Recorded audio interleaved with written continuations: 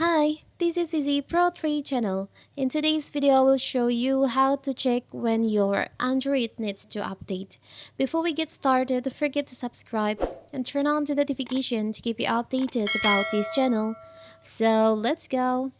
Upgrading your phone to the most recent version of Android provides the latest security updates, keeping your device and data safe. You also receive fresh features, enhanced functionality, app updates, and bug fixes. So, how to do it? If you want to update, you want to check the updates on your Android phone, it's very simple. First of all, you can go to settings, your phone.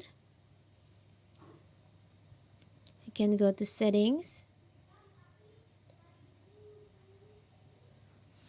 After that, you can go to About Phone and you can see beside the About Phone menu there is an option update. We can just open that and here you go.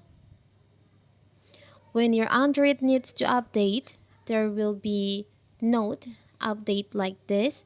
So you can update by tap on that like this. Here's for the update. You can check what's new on the update. The system download update can download. Now you can wait until it finished downloading. After that, you can restart your phone after it finished downloading. It's very simple, right? So that is how to check when your phone needs to update on Android. Don't forget to like and subscribe and turn on the notification to keep you updated about this channel.